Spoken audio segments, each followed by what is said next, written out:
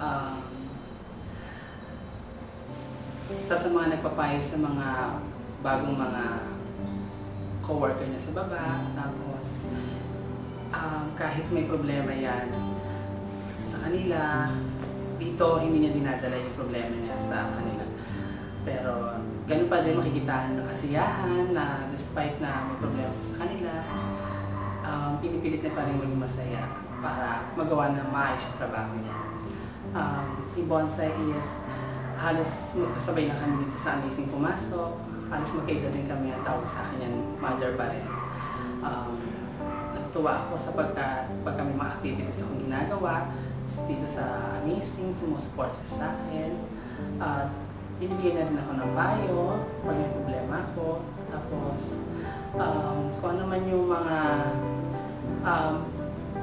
nakikita niya pagpasaway yung mga performer dito sa Amazing. Isa siya nagpapayo na huwag akong high-bloodin, baka mapanatin ako. Tapos, lagi siyang nag-a-advise sa mga bagong mga performer din sa Amazing. Then, sa nangyari kay Bonsai, alam ko magkakaroon ng katarungan yung pangyari sa'yo. At sa mga taong naiwan mo, alam ko mahirap sa ngayon tanggapin yan, pero soon malalaman din natin kung anong katotohanan. Nandiyan si God para ikay ang mga naiwan mo na pamilya, mga naiwan mong kaibigan, mga kaibigan mo mga katrabaho, at naiwan mong minamahal mo sa buhay ngayon. Alam ko darating din ang time na makakabawi din at pakukulong din yung mga gumawa sa inyo. Bonsai, isang ka man naroon, alam ko na ikaw ay angel na namin. Andiyan ka sa gagabay sa amin at papatubayin mo kami. Mahirap sa ngayon tanggapin, pero alam ko darating din ang panahon ay magsasama-sama din tayo dyan.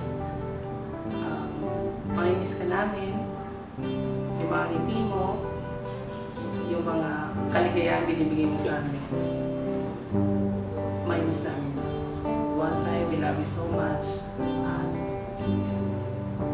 Andito lang kami para sa hindi namin titigil ang pagdating sa amin para sa katanungan na hinihingi para sa Si Nay Bonsai,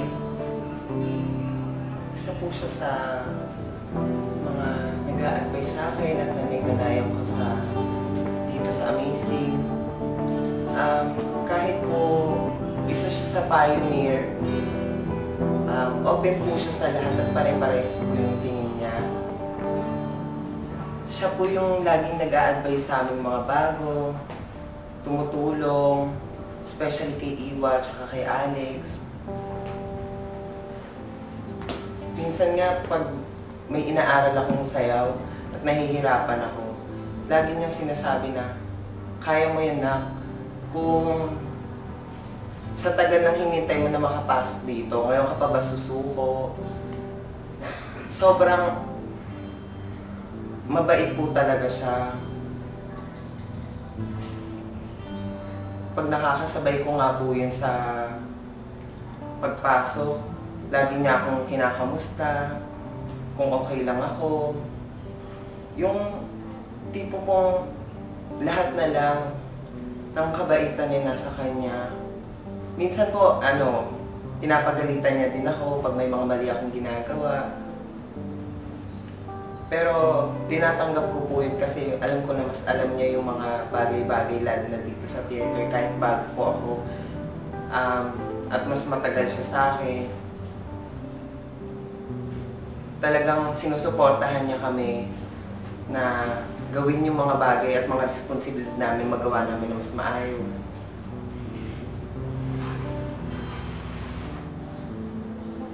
Si Nay Bonsai, nakakagulat lang yung nangyari sa kanya kasi ang dami niyang natulungan kami, yung pamilya niya, unang-una yung pamilya niya, napakalaki ng naitulong niya. Ang dami niyang taong napapasaya sa show, sa mga kaibigan niya sa kanila. Hindi niya deserve yung ganung pagkawala. nakakalungkot isipin. Alam ko kung nasaan man siya ngayon, masaya siya. Kasi maraming nagmamahal sa kanya at deserve niya po talaga na mahalin siya dahil sa kabutihang pinakita niya. Nay Bonsai, kung nasaan ka man po ngayon, mahal na mahal ka namin at thank you po sa lahat. Makukuha po natin yung justice para sa iyo. We love you, we miss you. Ikaw yung taong matyaga, masipag sa lahat ng bagay para lang sa pamilya mo. Alam ko masaya ka na ngayon dahil naipakita mo na sa kanila itong pagsisikap mong ito. Masaya na rin kami sa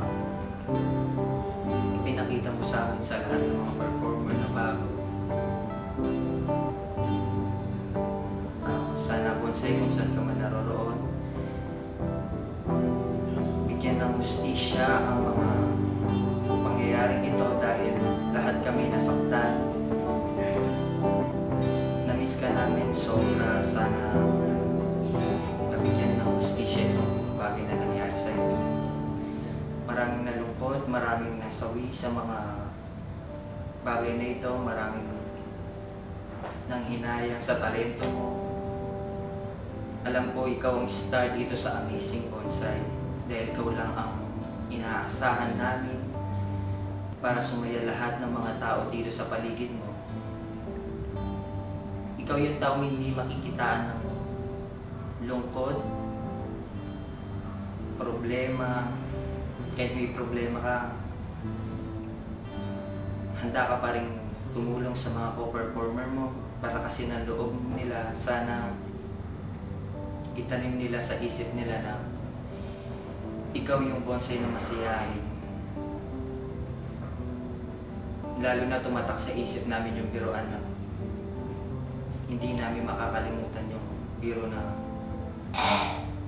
yun lagi yung namimiss namin, bonsai.